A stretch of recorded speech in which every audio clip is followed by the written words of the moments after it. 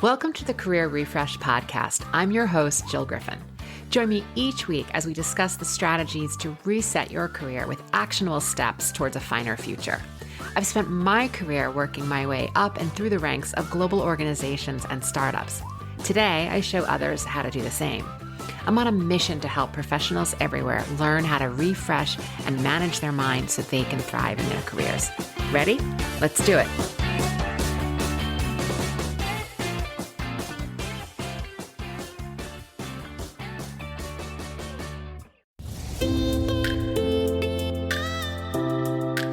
Hey there, I'm Jill Griffin, and this is the Career Refresh Podcast.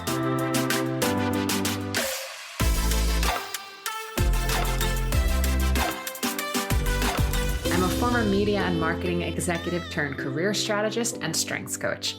I spent my career working my way up and through the ranks of global organizations and startups. And today, I show others how to do the same. Join me each week as we discuss the strategies to leverage your strengths, increase your confidence and visibility, and reset your career with actionable steps towards a finer future. Ready? Let's do it.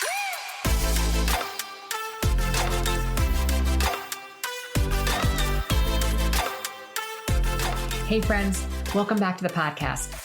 As this year winds down, I wanted to bring you one of my most popular podcasts. It's a greatest hits of sort, and it's how to up-level your career by leveraging your strengths.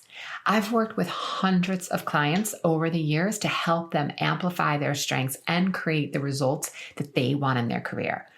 So if you're wondering how to get clarity on your next career move, or how to tell your unique, clear story, how to explain the gap in your resume, or how to really set higher goals for yourself, set impossible goals for yourself, and go about achieving them, being able to find the way to authentically network, speak to a potential employer, speak confidently in a job interview, and really break through to that next level, then you want to listen into this program because I really take you through how to amplify your strengths.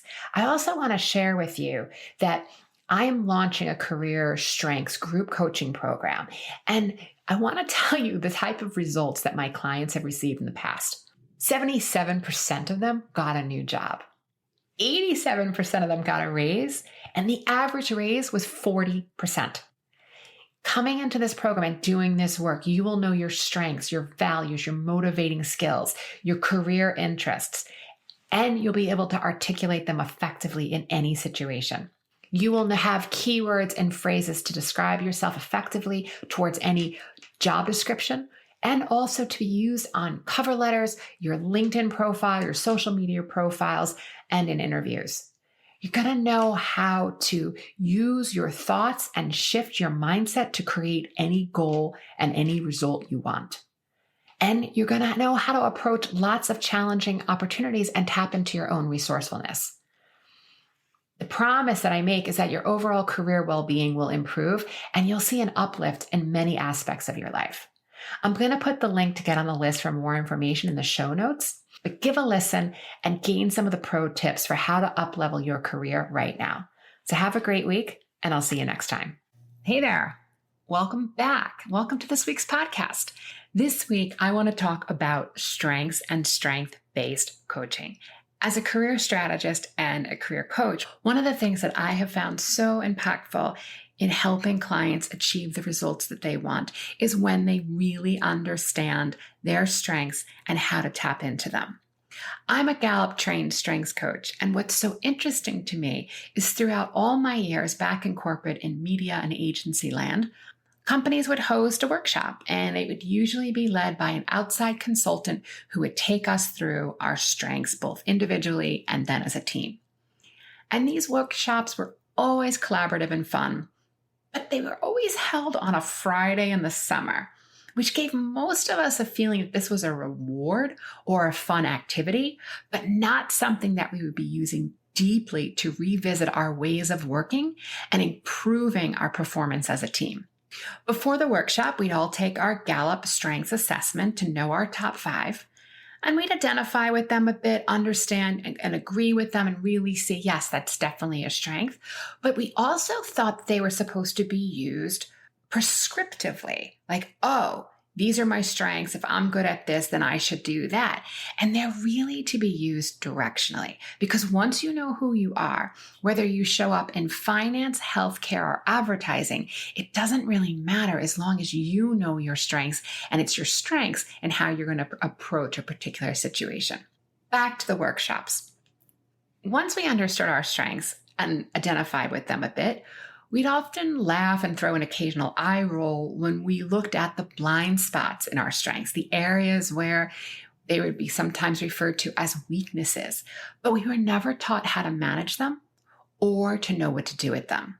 I mean, there's only so much that can be done in a half-day session, and if a strengths-based culture is not embedded in your organization, then there's an enormous opportunity for you as an individual to learn it for yourself so that you can start showing up and amplifying your strengths. So often when we would do this work, the leader of our team or department would leave the room and go back to work. And then we'd be left with ourselves and the facilitator, and then trying to figure out how we're going to apply this. We'd have gaping holes and be not really sure in what we would do. Then we'd go back to work on Monday with our list of strengths. And maybe some people would tack it on a cork board, but eventually we'd stuff them in a drawer because so many of us didn't understand what to do with our strengths within our required role sort or as a team. And without an engaged leader or manager who was all in, we certainly didn't know how to create positive change in our department by layering and leveraging all of our strengths. And we didn't know how to amplify them to create whatever goal we wanted to do within our own personal careers, which is why I have found strengths work to be so important to work, yes, on a group level. That's amazing when I do workshops, but understanding it on an individual level and how you get to show up as an individual, leveraging your strengths and how you'll go about tackling a particular project or challenge is so helpful to increasing an individual's effectiveness and their confidence. And while everyone always had the best intention with doing these workshops, the exercises would fall short because we wouldn't know how to increase performance, productivity, or personal satisfaction. Through my own personal development and strengths exploration, I discovered the power of knowing our strengths and how we can amplify them in our current role, use them on our resume, correspondence, our LinkedIn and social media profiles. And if you have a personal brand or a business, they can also be used for your copy and your marketing efforts. Here's where strengths come from. Don Clifton is known as the father of strength psychology, and he's the inventor of Clifton Strengths, which is Gallup's assessment tool. He studied psychology and statistics at the university level, but he found that everything he learned was always focusing on what was wrong with people. So he set out to develop a framework for discovering what is right with people. And to me, that is incredibly refreshing. And he found that a person's weaknesses hardly ever improved, but their strengths developed infinitely. He studied why some people were successful and why others were not. And he discovered that there were 34 themes or strengths that allow you to access excellence.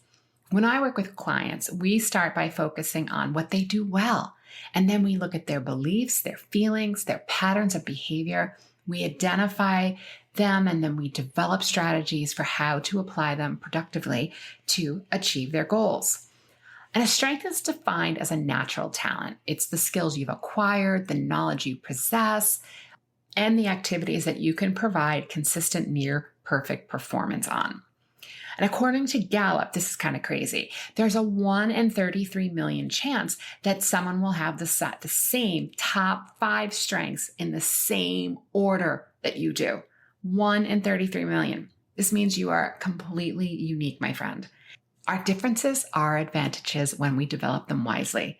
When you apply your unique thoughts, skills, talents, and knowledge to your strengths, you are going to be able to showcase your value and increase personal fulfillment.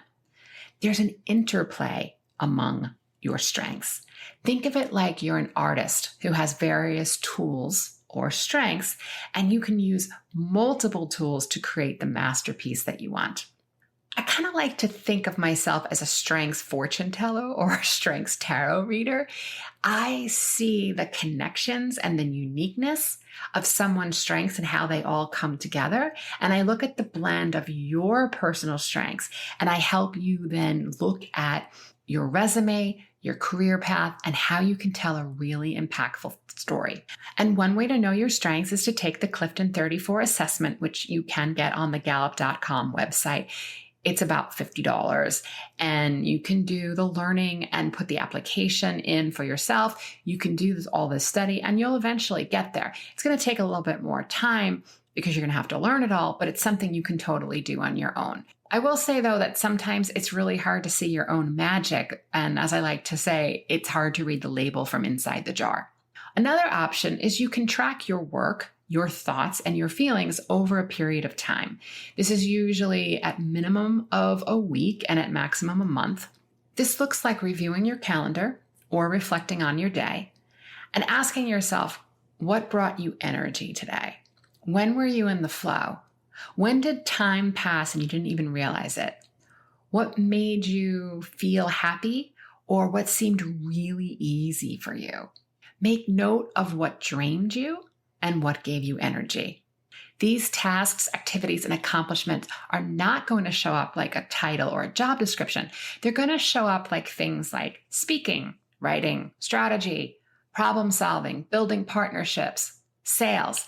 And if it's something like sales, I want you to dig deeper. What part of sales really had you in the flow? Was it the negotiation? Was it the close? Was it knowing that you have a solution for your client?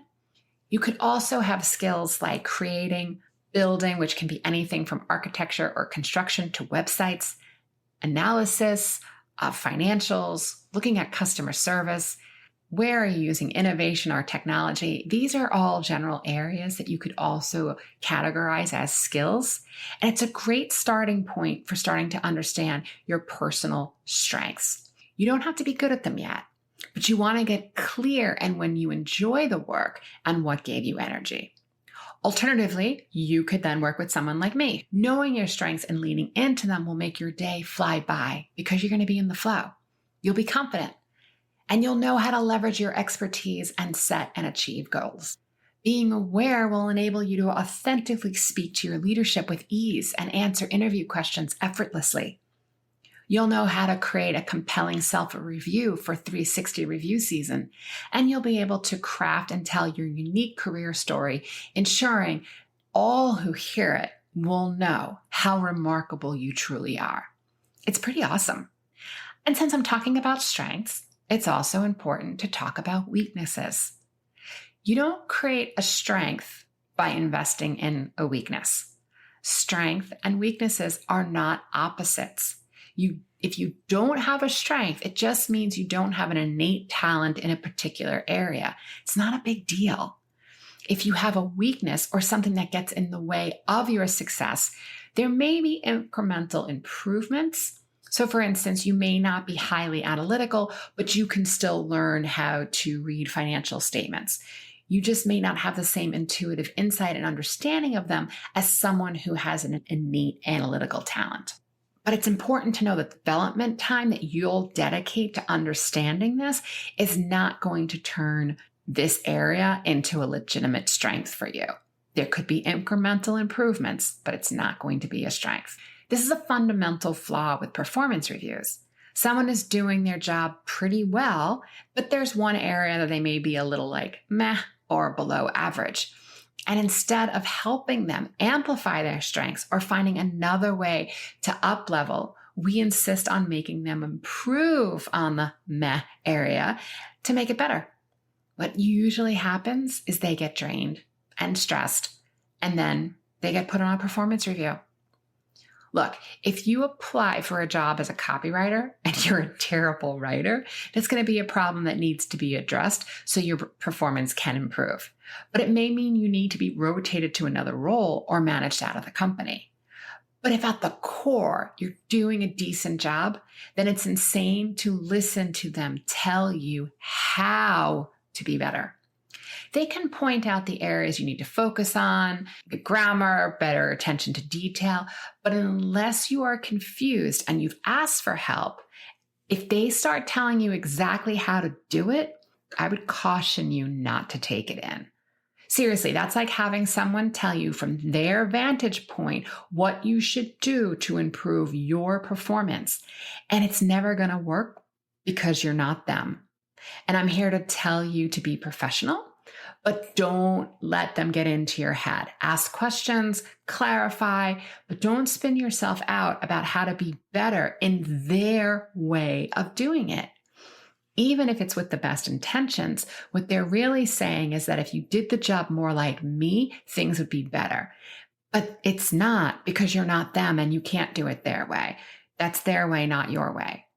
And if you're a manager and you've been asked to provide feedback for someone, it's so much more helpful to share with the person your reaction. Something like, I was confused by what you were saying here. Or tell the person how you experience the performance, but do not tell them how to do it differently if they don't ask. That's for the employee to think about and bring a solution to you, versus you as a manager figuring out what they need to do differently, which is only based on how you would do something. There are areas where we absolutely need to improve in this, and we can provide feedback, like you need to make sure you include this data in the report. That's tactical and clear.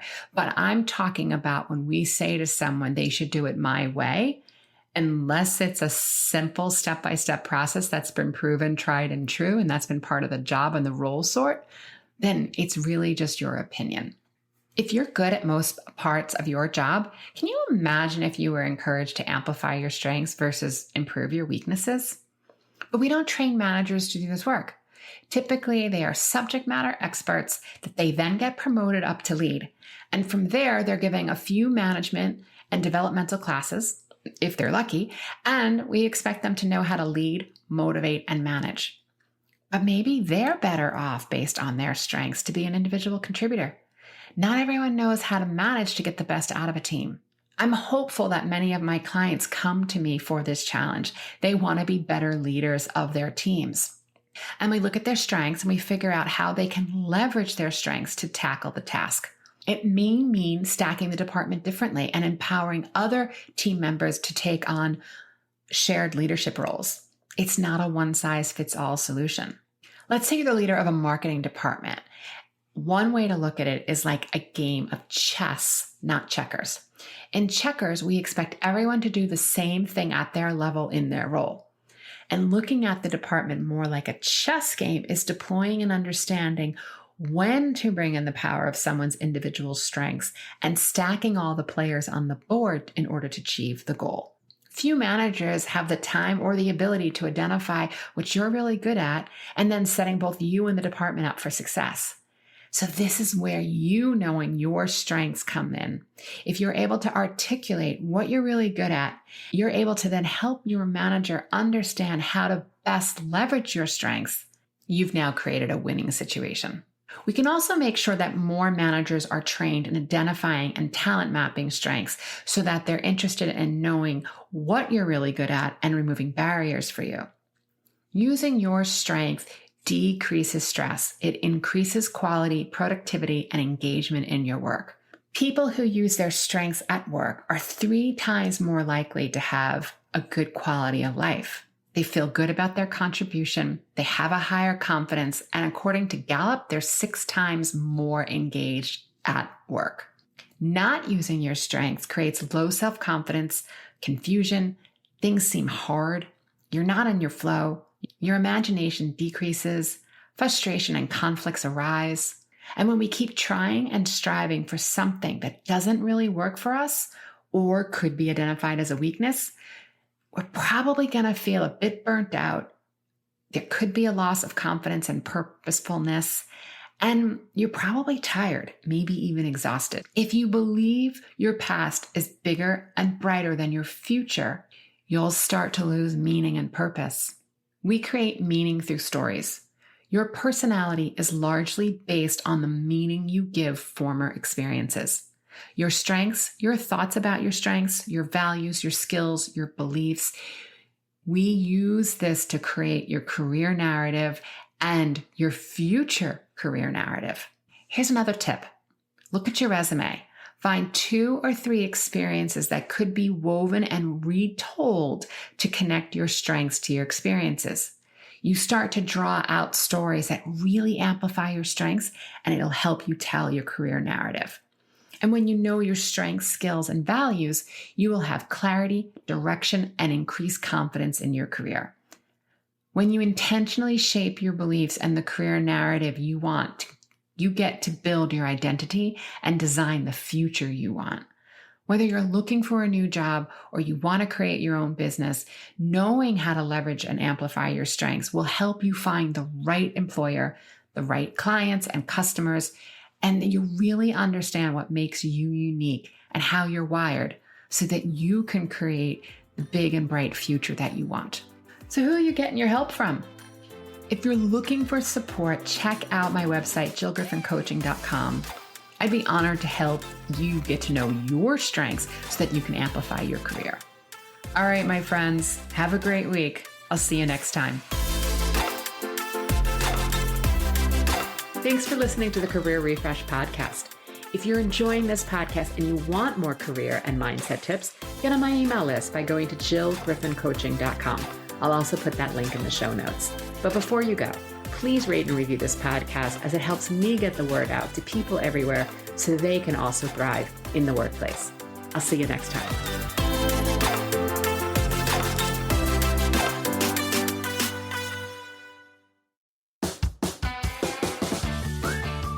Hey, thanks for listening to the Career Refresh podcast.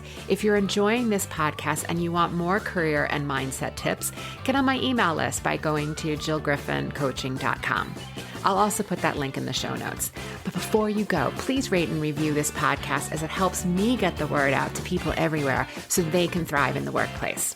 I'll see you next time.